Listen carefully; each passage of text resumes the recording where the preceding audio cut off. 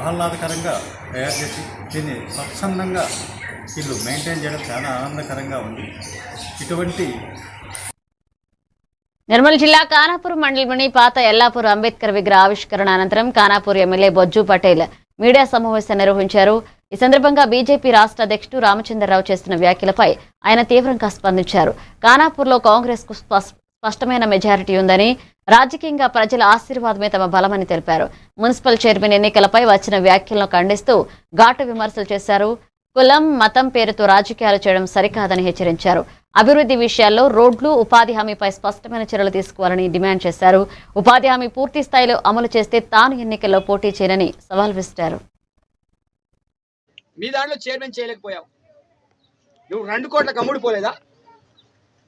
ఎందుకు వాళ్ళతోటి కమిట్మెంట్ అయినావు? నీకు అంత చీము నెత్తురు, నీకు అంత పౌరుషం ఉండుంటే ఇండిపెండెంట్గా ఉండేది. ఎందుకు కలిసిపోయినావు? చాలా సందర్భంలో చర్చల కోసం ప్రయత్నం చేసావు కదా, నాకే అడిగినావు కదా నాకు చైర్మన్ ఇవ్వమని. నేను ఇయ్యానని చెప్పిన కదా, నాకు స్పష్టమైన మెజారిటీ ఉంది, నీతోటి నాకు అవసరం లేదని నేను చెప్పిన కదా.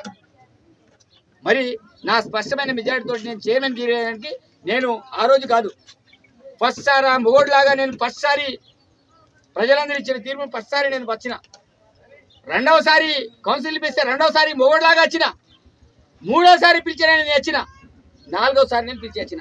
మీరేంటారు భయ్? మూతి మీద మిసం లేనోళ్ళు, బోడిలింగం గారు వీళ్ళు ఏదో చెత్త రాజకీయాలు చేసుకుంటా వాళ్ళు కమిట్మెంట్ అయ్యి ఛాలెంజ్కి భయపడి ఏ ఒక్క ఛాలెంజ్ కూడా స్వీకరించకుండా వీళ్ళు వాళ్ళు చేసే చెత్త రాజకీయాలకి ఈరోజు ప్రజలందరూ పోయి ప్రచారం చేసుకుంటే మేము న్యాయం గెలిచింది, ఈరోజు ధర్మం గెలిచింది అని చాలా ఖానాపూర్ మున్సిపల్ ప్రజల తీర్పు గెలిచింది, మిమ్మల్ని కలిసి పోటీ చేయమని చెప్పిండ్రా వాళ్ళు? కలిసి మీరు